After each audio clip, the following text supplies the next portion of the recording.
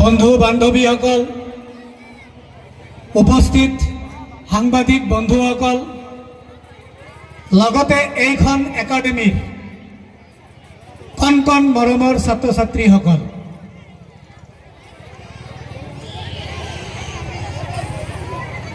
Actually এতিয়া ভাষণ শুনিবৰ চাগে বহুতৰে ধৈৰ্য নাই, কিন্তু মই তথাপি 7 মিনিট সময় আপোনালোকৰ পৰা মই বিচাৰিছোঁ। বিশেষকৈ অষ্টম বাৰ্ষিক অধিৱেশন আজি, এই বাৰ্ষিক অধিৱেশনত যোৱা 7টা বাৰ্ষিক অধিৱেশনত যিমান সংখ্যক দৰ্শক, যিমান সংখ্যক আমাৰ একাডেমিক সমৰ্থন কৰা অডিয়েন্স, 7ম বছৰৰ ভিতৰত আজি 8ম বছৰত আটাইতকৈ বেছি দৰ্শক ইয়াত মই দেখা পাইছোঁ। আৰু এই গোটেই দৰ্শকসকলক আমি আমাৰ একাডেমীৰ ছাত্ৰ ছাত্ৰীসকলৰ জৰিয়তে আন্তৰিক অভিনন্দন জ্ঞাপন কৰিছোঁ। এটা বিগ ক্লেপিঙৰ জৰিয়তে এটা ডাঙৰ হাত চাপৰি দিব লাগে। গোটেই ছাত্ৰ ছাত্ৰীসকলে এটা ডাঙৰ হাত চাপৰি।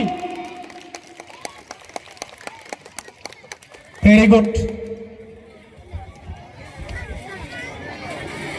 25 বছৰ শিক্ষকতা জীৱনৰ অভিজ্ঞতা, 15 বছৰীয়া দেউতা হোৱাৰ অভিজ্ঞতাৰ পৰা মই পেৰেণ্টছসকলক উদ্দেশ্যি কেইটামান কথা কম। আৰু তাৰ আগতে মই সৰু এটা গল্প কৈছোঁ। গল্পটো হ'ল, এখন ট্ৰেইনত যাত্ৰী গৈ আছে। এটা ডবাত এগৰাকী মহিলা 5জন ল'ৰা ছোৱালী লৈ বহি আছে। ওচৰতে এগৰাকী বয়সীয়া ব্যক্তিয়ে চিগাৰেট ফুপিছে। মহিলাগৰাকীয়ে কৈছে, আপুনি ৰাজহুৱা স্থানত চিগাৰেট নাটানিব, মই বহুত অসুবিধা পাইছোঁ। ব্যক্তিগৰাকীয়ে হাঁহিছে। 15 মিনিট পিছত আকৌ মহিলাগৰাকীয়ে কৈছে, আপুনি বাৰে বাৰে চিগাৰেট ফুপিছে, চিগাৰেট টানিছে ৰাজহুৱা স্থানত, আপুনি তাত লেখা দেখা নাই নেকি নো স্মকিং, তথাপি আপুনি চিগাৰেট মাৰিছে। ব্যক্তিগৰাকীয়ে আকৌ হাঁহিছে।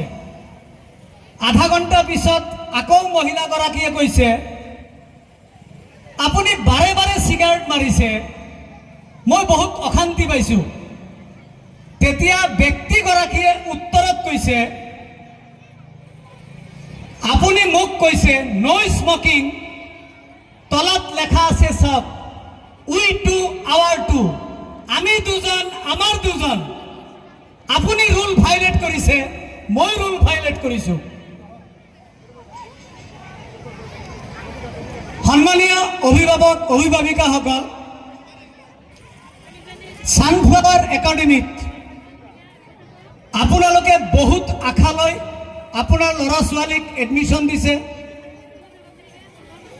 আৰু আপোনালোক সকলোৱে ভাবে মোৰ ল'ৰা মোৰ ছোৱালীজনী ডক্টৰ হ'ব, ইঞ্জিনিয়াৰ হ'ব, ভাল এগৰাকী এডভোকেট হ'ব, ভাল এগৰাকী সাংবাদিক হ'ব, ভাল এগৰাকী খেলুৱৈ হ'ব, ভাল এগৰাকী বুদ্ধিজীৱী হ'ব, পণ্ডিত হ'ব, লিখক হ'ব। বিভিন্ন ধৰণৰ সপোন লৈ আপোনালোকে আমাৰ একাডেমীত আপোনাৰ সন্তানটিক এডমিশ্যন দিছে।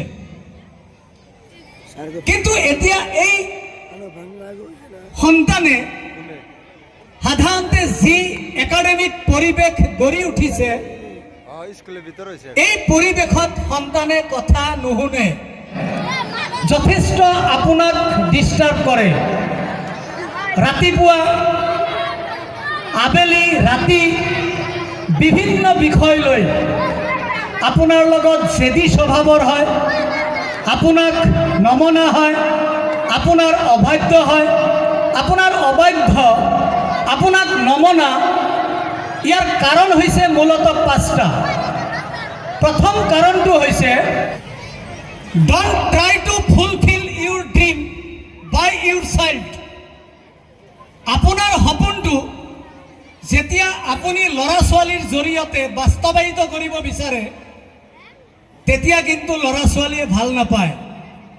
আপুনি ভাবে মই জীৱনত শিক্ষক হ'ব পৰা নাই, ডক্টৰ হ'ব পৰা নাই, ভাল চাকৰি এটা পোৱা নাই, মোৰ ল'ৰা বা মোৰ ছোৱালীয়ে ভাল এজন শিক্ষক হ'ব লাগে। কিন্তু আপোনাৰ ল'ৰা বা ছোৱালীয়ে শিক্ষকৰ প্ৰফেশ্যনটো বাছি ল'বনে নাই, ডক্টৰ হ'বনে নাই, তাক লৈ কিন্তু আপুনি এবাৰো নাভাবিলে। এতিয়া চাওক, 3 ইডিয়ট চিনেমা, বহুতে 3 ইডিয়ট চিনেমাটো চাইছে। 3 ইডিয়ট চিনেমাত দুটা চৰিত্ৰ যদি মই কওঁ, এটা চৰিত্ৰ, সেইটো চৰিত্ৰই আচলতে ফটোগ্ৰাফাৰ হোৱাটোহে বিচাৰিছিল, কিন্তু তাৰ দেউতাই হস্পিটেলত এডমিশ্যন হোৱাৰ লগে লগে তাৰ পিঠিত ষ্টাম্প লগাই দিলে, তোক মই ইঞ্জিনিয়াৰ বনাম। একচুৱেলি সি ইঞ্জিনিয়াৰ হ'ব বিচৰাই নাছিল, তাক প্ৰেছাৰ কৰা হ'ল তুমি ইঞ্জিনিয়াৰ হোৱা। গতিকে আপোনাৰ সপোনটো সন্তানৰ জৰিয়তে কিয় বাস্তৱায়িত কৰিব বিচাৰিছে, একচুৱেলি সি কি কৰিব বিচাৰিছে, তাক আপুনি কৰাৰ কাৰণে সুবিধা দিব লাগিব। দ্বিতীয়তে চৰিত্ৰটো হ'ল এজনে খুব মুখস্থ কৰি ভাল পায়। মেডামক কৈছে, ছাৰক কৈছে, মোক বুজাই দিব নালাগে, মই মুখস্থ কৰিম।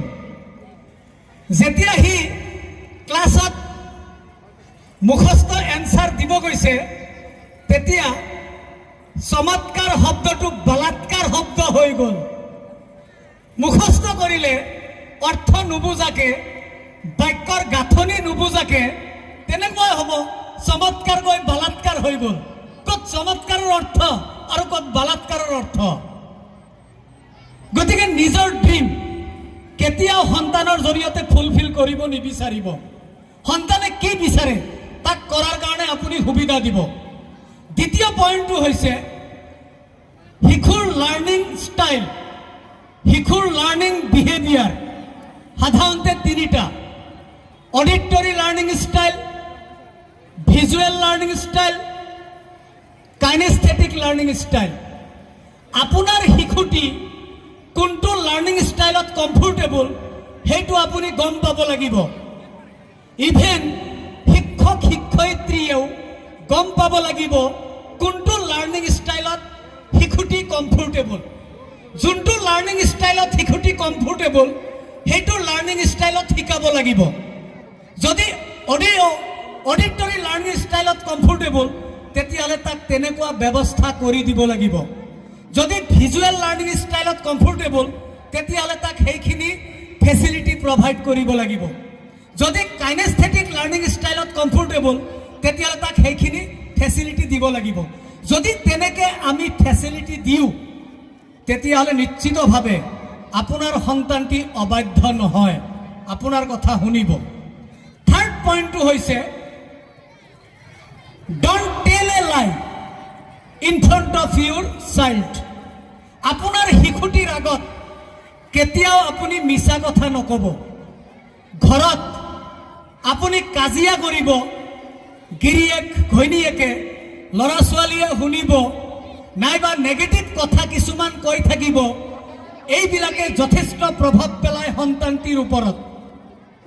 এতিয়া মই ধৰি লৈছোঁ স্কুলৰ পৰা ফোন কৰে, একাডেমীৰ পৰা ফোন কৰে। একাডেমীৰ পৰা ফোন কৰাৰ লগে লগে অভিভাৱকে ভাবে পইচা বিচাৰি ফোন কৰিলে নেকি। প্ৰথম দিন কয়, বাবা তই ফোনটো ৰিচিভ কৰ। ফোনটো ৰিচিভ কৰি ক, দেউতা ইয়াত নাই, অকণমান বাহিৰত গৈছে। ল'ৰাজনে ফোন ৰিচিভ কৰি কয়, দেউতা নাই, বাহিৰত গৈছে। দ্বিতীয় দিন যেতিয়া আকৌ ফোন আহে তেতিয়া সন্তানটিক কয় দেউতাই, যে ঘৰতেই নাই। সন্তানটিয়ে কয় দেউতা ঘৰত নাই। তৃতীয় দিন যেতিয়া ফোন আহে সন্তানটিয়ে দেউতাৰ ওচৰত মোবাইল লৈ নাযায়, কয় নাই দেউতা নাই। গতিকে এনেকুৱা মিছা কথাৰ ট্ৰেইনিং কিন্তু আমি ঘৰত দিছোঁ। আমি পেৰেণ্টছসকল যথেষ্ট সচেতন হ'ব লাগিব। আমি সন্তানটিক মিছা কথা শিকাব নালাগিব। আমাৰ জৰিয়তে সন্তানটিয়ে মিছা কথা শিকে। গতিকে তাৰ পৰা আমি যথেষ্ট সতৰ্কতা অৱলম্বন কৰিব লাগিব। চতুৰ্থ পইণ্টটো হৈছে never compare Euro child with আদাৰ চাইল্ড। আপোনাৰ শিশুটিৰ লগত আন কাৰোবাৰ শিশুটিৰ লগত আপুনি কম্পেয়াৰ নকৰিব। অমুকৰ শিশুটি ভাল লিখা পঢ়াত ভাল, বহুত ভাল নম্বৰ পালে, তই একো কৰিব নোৱাৰ, তোৰ দ্বাৰা একো সম্ভৱ নহয়। আপুনি কিয় কম্পেয়াৰ কৰিব যায়? চিম্পল এটা এক্সাম্পল লওক। পৃথিৱীত 800 কোটিৰ অধিক মানুহ, 800 কোটিৰ অধিক মানুহ আধাৰ কাৰ্ড বনাওঁতে ফিংগাৰ প্ৰিণ্ট দিব লাগে। এটা ফিংগাৰ এজনৰ লগত আনজনৰ নিমিলে। অকণমান ডিপলি চিন্তা কৰি চাওক কথাটো। 800 কোটি মানুহ, এজনৰ ফিংগাৰ এজনৰ লগত নিমিলে। আপুনি কিয় কম্পেয়াৰ কৰিব যায়? তেখেতৰ শিশুটি যথেষ্ট লিখা পঢ়াত ভাল, মোৰ শিশুটি বেয়া। তেখেতৰ শিশুটি গান বাজনাত ভাল, মোৰ শিশুটি নোৱাৰে। এইবিলাক কৈ পেলাই আপোনাৰ শিশুটিক ডিমটিভেট নকৰিব। যদি এনেকুৱা কৰে তেতিয়াহ'লে আপোনাৰ শিশুটিয়ে যথেষ্ট আঘাত পায় আৰু তেতিয়া আপোনাৰ অবাধ্য হয়, আপোনাৰ কথা শুনিব নিবিচাৰে। লাষ্ট এণ্ড ফিফথ পইণ্টটো হৈছে যেতিয়া আপুনি নতুন টেকনলজি ইউজ কৰে, never use new technology in front of your child. আপোনাৰ শিশুটিৰ আগত আপুনি টেকনলজি ইউজ কৰোঁতে যথেষ্ট সচেতন হ'ব লাগে। আপুনি ঘৰত মোবাইল চলাইছে, মোবাইলত ফেচবুক মাৰি আছে, ইউটিউব চাই আছে, সন্তানটিক কৈছে শুই শুই তই পঢ়। সন্তানটিয়ে ভাবে বাবা তুমি মোবাইল চাই থাকিবা আৰু মই ইয়াত পঢ়ি থাকিম, মোৰ কি দৰকাৰ পৰিছে? মই কিয় পঢ়িম, তুমি মোবাইল চাই আছা। হা, গতিকে আপুনি মোবাইল চোৱা, টিভি চোৱা, লেপটপ চলোৱা, কম্পিউটাৰ চলোৱা, ইলেক্ট্ৰনিক ডিভাইচ চলোৱা, এইবিলাক চলোৱাত আপুনি যথেষ্ট সচেতন হ'ব লাগিব। আপোনাৰ শিশুটিয়ে সদায় আপোনাক ফলো কৰে, কাৰণ আমি কি কওঁ শিশুটিয়ে সেইটো নুশুনে। আমি কি কৰোঁ তাক কৰিব বিচাৰে। মই বাক্যটো আকৌ ৰিপিট কৰিছোঁ। আমি কি কওঁ তাক নুশুনে, আমি কি কৰোঁ তাক কৰিব বিচাৰে। গতিকে আপোনাক ফলো কৰিছে। আপোনাৰ প্ৰতিটো ষ্টেপ, প্ৰতিটো কাৰ্যৰ পদক্ষেপ শিশুটিয়ে লক্ষ্য কৰে আৰু সেইমতে শিশুটিয়ে কাম কৰিব বিচাৰে। গতিকে এই 5টা পদক্ষেপ যদি আমি সতৰ্কতাৰে গ্ৰহণ কৰোঁ তেতিয়াহ'লে আমাৰ শিশুটি এটলিষ্ট অবাধ্য নহয়, আপোনাৰ কথা শুনিব, জেদী স্বভাৱৰ নহয়। ইয়াৰ উপৰি আমি কি কৰোঁ, শিশুটিয়ে যদি অকণমান জেদী হয় তেতিয়াহ'লে একেবাৰে 15,000 20,000 টকীয়া মোবাইল এটা দি দিওঁ, 1 লাখ টকীয়া বাইক এটা দি দিওঁ।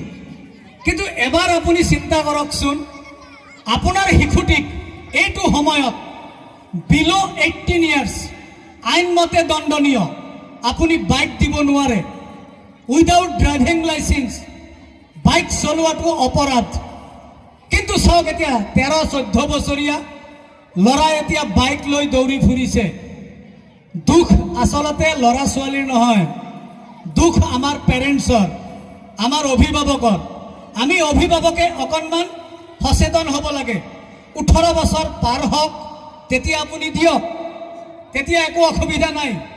কিন্তু 18 বছৰৰ আগত যদি আপুনি এনেকৈ বাইক দিয়ে, মোবাইল দিয়ে, শিক্ষাৰ ক্ষেত্ৰত যথেষ্ট বাধাৰ সৃষ্টি কৰে। কাৰণ এইখন পৃথিৱীত যদি আমি চাওঁ তেতিয়াহ'লে অপৰম্পৰাগত নিৰাপত্তাৰ ক্ষেত্ৰত অপৰম্পৰাগত নিৰাপত্তা অৰ্থাৎ মানৱ নিৰাপত্তা আৰু গোলকীয় নিৰাপত্তা। মানৱ নিৰাপত্তা আৰু গোলকীয় নিৰাপত্তাৰ ক্ষেত্ৰত পৃথিৱীত নতুন ভাবুকিসমূহ হৈছে প্ৰব্ৰজন, জনসংখ্যা বৃদ্ধি, গোলকীয় উষ্ণতা বৃদ্ধি, বিশ্ব দৰিদ্ৰতা, বিশ্ব সন্ত্ৰাসবাদ, বিশ্ব মহামাৰী। এইবিলাক হৈছে মানৱ নিৰাপত্তাৰ নতুন ভাবুকিসমূহ। এই নতুন ভাবুকিসমূহক প্ৰতিহত কৰিবলৈ হ'লে শিক্ষাৰ অতিকৈ প্ৰয়োজন। যদি শিক্ষিত হওঁ তেতিয়াহ'লে পৃথিৱীৰ এই নতুন ভাবুকিসমূহক আমি প্ৰতিহত কৰিব পাৰিম। গতিকে সন্মানীয় অভিভাৱকসকল, আপোনালোকে যথেষ্ট কষ্ট কৰি, যথেষ্ট পৰিশ্ৰম কৰি প্ৰাইভেট একাডেমি এখনত আপোনালোকৰ ল'ৰা ছোৱালীক এডমিশ্যন দিছে, যথেষ্ট আপোনালোকে খৰচ কৰিব লগা হৈছে। গতিকে আপোনালোকে একমাত্ৰ বিদ্যালয়ত এডমিশ্যন দিয়াৰ পিছত গোটেই দায়িত্ব বিদ্যালয়ৰ ওপৰত এৰি দিলেও নহ'ব। শিক্ষক, ছাত্ৰ, অভিভাৱক ত্ৰিপাক্ষিকভাৱে আমি কাৰ্য কৰিব লাগিব। যদি আমি ত্ৰিপাক্ষিকভাৱে কাৰ্য কৰোঁ তেতিয়াহ'লে নিশ্চয় আপোনাৰ শিশুটি, আমাৰ শিশুটি ভৱিষ্যতে সফলতা অৰ্জন কৰিব পাৰিব। মৰমৰ ছাত্ৰ ছাত্ৰীসকল, এতিয়া মোৰ লগত অকণমান কানেক্টিভিটি কৰিবা। মৰমৰ ছাত্ৰ ছাত্ৰীসকল, অকণমান এটেনশ্যন দিবা প্লিজ। মৰমৰ ছাত্ৰ ছাত্ৰীসকল, তোমালোকে কোৱাচোন কাৰ কাৰ সফলতা লাগে? অকণমান থিয় হৈ কোৱা, মোৰ সফলতা লাগে। কাৰ কাৰ সফলতা লাগে কোৱা, থিয় হোৱা। মোক জীৱনত সফলতা লাগে। Please stand up and raise Euro hand. বা ধন্যবাদ। গতিকে জীৱনত প্ৰত্যেক ছাত্ৰ ছাত্ৰীয়ে বিচাৰে মোক সফলতা লাগে, কিন্তু সফলতা অৰ্জন কৰিবলৈ হ'লে আমি পৰিশ্ৰম কৰিব লাগিব, কষ্ট কৰিব লাগিব। আৰু সেই কষ্ট আমি ঘৰত বহি থাকি অধ্যয়ন নকৰি, শিক্ষকে দিয়া হোমৱৰ্ক নকৰি তেনেকৈ নহ'ব। আমি প্ৰথমে ড্ৰিম চাব লাগিব, সপোন চাব লাগিব। First identify your hidden talents and make good use of them. প্ৰথমে তুমি তোমাৰ সপোনটো চিনাক্ত কৰিব লাগিব, তাৰপিছত তুমি তাৰ ওপৰত কাৰ্য কৰা আৰম্ভ কৰিব লাগিব। সপোন আইডেণ্টিফাই কৰাৰ পিছত, তোমাৰ প্ৰতিভা আইডেণ্টিফাই কৰাৰ পিছত তোমাৰ এটিটিউড চেঞ্জ হ'ব। এটিটিউড চেঞ্জ হোৱাৰ লগে লগে তোমাৰ বিলিফ তৈয়াৰ হ'ব। বিলিফ তৈয়াৰ হোৱাৰ লগে লগে তোমাৰ একশ্যন আৰম্ভ হ'ব। একশ্যন আৰম্ভ হোৱাৰ লগে লগে তুমি ৰিজাল্ট পোৱা আৰম্ভ কৰিবা। পুৰণি ট্ৰেডিশ্যন 1985ত হাইস্কুলত যেতিয়া পঢ়িছিলোঁ তেতিয়াৰ পৰা শুনি আহিছোঁ এটি পুৰণা পৰম্পৰাগত বাক্যটো হ'ল ক্লাছ 9 পালে লাইন কাটে। ক্লাছ 9 পালে ল'ৰা ছোৱালীয়ে লাইন কাটে। এই কথাটোত যথেষ্ট জনপ্ৰিয় বাক্য। এই কথাটো সকলোৱে অকণমান উপলব্ধি কৰিব লগা হৈছে, আৰু আমি পেৰেণ্টছসকলেও অকণমান চিন্তা কৰিব লগা হৈছে।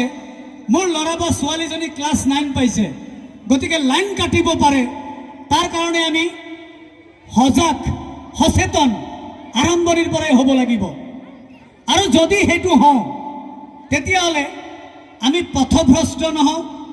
আমি এটা সময়ত গৈ আমাৰ জীৱনত যি উদ্দেশ্যলৈ আমি আগবাঢ়িছোঁ, যি ড্ৰিম লৈ আগবাঢ়িছোঁ, সেই ড্ৰিম আমি বাস্তৱায়িত কৰিব পাৰিম। এতিয়া যদি মই চাওঁ মোৰ অভিজ্ঞতাৰ পৰা, পৃথিৱীত এনেকুৱা কোনো ব্যক্তি নাই যোনগৰাকী ব্যক্তিয়ে পৰিশ্ৰম নকৰাকৈ সফলতা অৰ্জন কৰিছে। যদি মই চাওঁ 1950-ৰ দশকত ব্ৰিটিছ কোচ হেনৰীয়ে কৈছিল পৃথিৱীত এনেকুৱা কোনো ব্যক্তি নাই যোনগৰাকী ব্যক্তিয়ে 1 মিনিটৰ ভিতৰত 4 মিনিটৰ ভিতৰত 1 মাইল অতিক্ৰম কৰিব পাৰিব দৌৰি। আৰু এই কথাটো এগৰাকী এথলিট ৰজাৰ পেনিষ্টাৰ নামৰ এগৰাকী এথলিটে অৱশেষত প্ৰুভ কৰি দিলে 4 মিনিটত নহয়, 4 মিনিটৰ 5 মিলি ছেকেণ্ড আগত 1 মাইল দৌৰি অতিক্ৰম কৰি দিলে। যদি মই চাওঁ পৃথিৱীত উইলমা ৰিডল্ফ এগৰাকী এথলিট, যোনগৰাকী এথলিটে 7 বছৰ বয়সত পলিঅ' বেমাৰ হৈছিল, ডক্টৰৰ ওচৰত গৈছিল, ডক্টৰে চেকআপ কৰি কৈছিল ইউ কেন নট ৰান, তুমি দৌৰিব নোৱাৰা। কিন্তু তাইৰ মাকে কৈছিল ইউ কেন ৰান, তুমি দৌৰিব পাৰিবা। 7 বছৰ বয়সৰ পৰা প্ৰেক্টিছ কৰিলে আৰু অৱশেষত গৈ পেলাই অলিম্পিক্সত দুটা গোল্ড মেডেল অৰ্জন কৰিলে উইলমা ৰিডল্ফে। এটা হাত চাপৰি দিলে ভাল পালোহেঁতেন, কোনে এটা হাত চাপৰিও দিয়া নাই।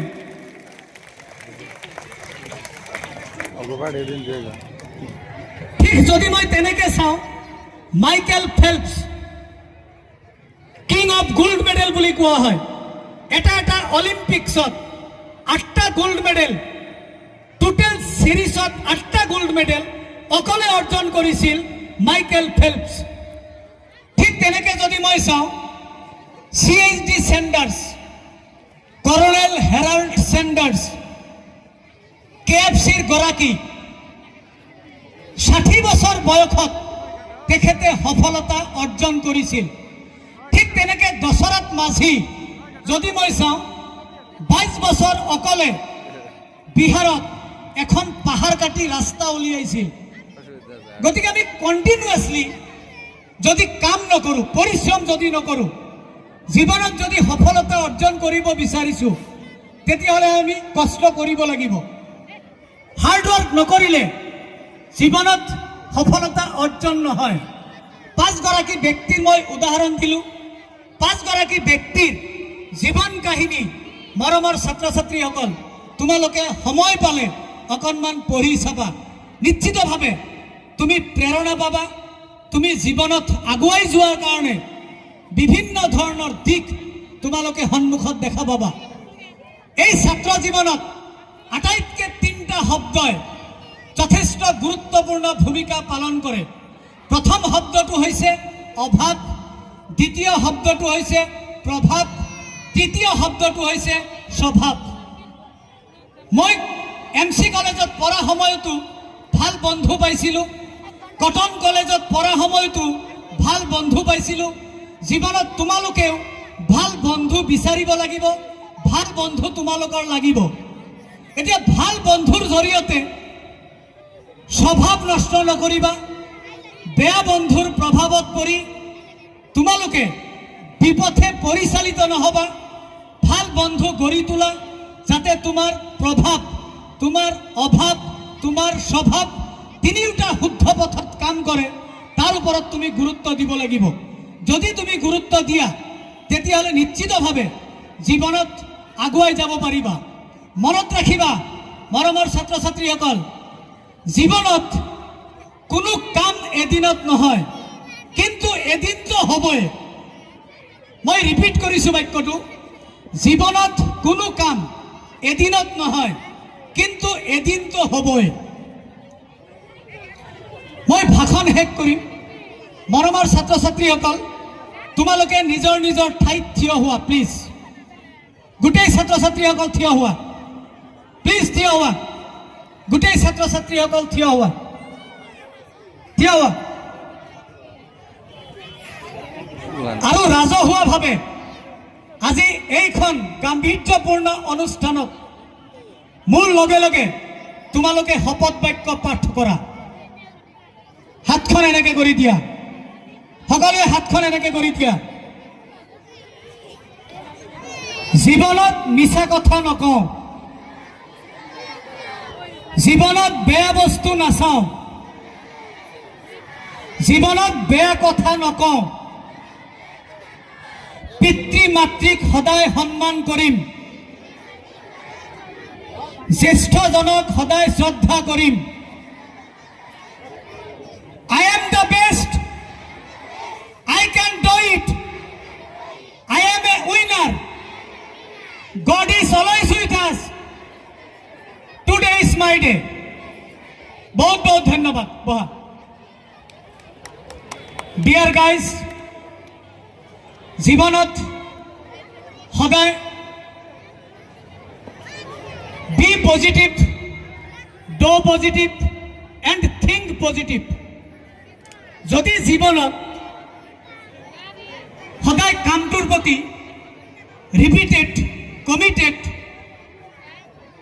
হৈ হাইষ্ট ৱৰ্ক এথিক্সত কাম কৰা, তেতিয়াহ'লে জীৱনত সফলতা অৰ্জন কৰিব পাৰিবা। जीतेगा वही जो जिंदगी में कुछ करके दिखाएगा। पतंग काइट सिला, पतंग को पता है एक दिन डस्टबिन में जाना है, लेकिन उससे पहले आसमान को सुना है। गति के मनत रखिबा आमी सकलोए पृथ्वी एरि जाब लागिब, किन्तु सफलता अर्जन करि जाब लागिब। बिल गेट्से কৈছিল, if you born poor it is not your mistake, but if you die poor it is your mistake. যদি জীৱনত তুমি দুখীয়া হৈ জন্মগ্ৰহণ কৰিছা হেতু ভুল নহয়, জীৱনত যদি তুমি দুখীয়া হৈ মৃত্যু হোৱা হেতু ডাঙৰ ভুল কৰা হ'ব। You cannot change your future, but you can change your habits, and surely your habits will change your future. তুমি তোমার ভবিষ্যৎ পরিবর্তন করিব নোৱাৰা, কিন্তু তুমি তোমাৰ অভ্যাসবোৰ পৰিবৰ্তন কৰিব পাৰা, আৰু নিশ্চিতভাৱে সেই অভ্যাসবোৰে এদিন তোমার ভবিষ্যৎ পরিবর্তন করিব। A dream is not that while you see when sleeping, it is something that does not let you sleep. সপোন হেতু নহয় যেটো টোপনিত চোৱা হয়, সপোন হৈছে হেতু যেটো পুৰাণৰ প্ৰত্যাখাই আমাক টোপনি আহিব নিদিয়ে। গতিকে মনত ৰাখিবা, আমি জীৱনত সফলতা অৰ্জন কৰিবলৈ হলে আমি পৰিশ্ৰম কৰিবই লাগিব।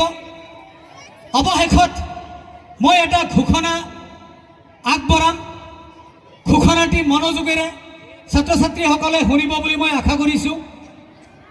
ঘোষণাটি হ'ল, কামিং মেট্ৰিক পৰীক্ষাত, কামিং HSLC এক্সামিনেশ্যনত ছাত্ৰ ছাত্ৰীসকলে যদি 85% মাৰ্কছ পায়, অৰ্থাৎ যদি ডিষ্টিংশ্যন পায়, তেতিয়াহ'লে ছানফ্লাৱাৰ একাডেমি কৰ্তৃপক্ষৰ পৰা সেই ছাত্ৰ বা ছাত্ৰীগৰাকীক গোল্ড মেডেল এৱাৰ্ড দিয়া হ'ব।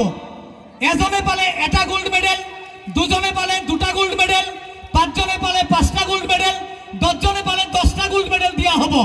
এটা ডাঙৰ ক্লেপিং হ'ব লাগে। আৰু কোনে কোনে গোল্ড মেডেল পাম বুলি ভাবিছা প্লিজ থিয় হোৱা। কোনে কোনে গোল্ড মেডেল পাম বুলি ভাবিছা থিয় হোৱা, থিয় হোৱা। কোনে কোনে গোল্ড মেডেল পাবা থিয় হোৱা। আমি বিদ্যালয় কৰ্তৃপক্ষৰ পৰা গোল্ড মেডেল এৱাৰ্ড দিম। বাহ, ধন্যবাদ। অৱশেষত মই আমাৰ ছানফ্লাৱাৰ একাডেমিৰ পৰা আমি কি বিচাৰিছোঁ? Sunflower Academy wants every child to be valued, every teacher should be empowered, and every parents to be proud. হেইটোৱে মই বিচাৰিছোঁ, হেইটোৱে ছানফ্লাৱাৰ একাডেমিৰ কৰ্তৃপক্ষই বিচাৰিছে।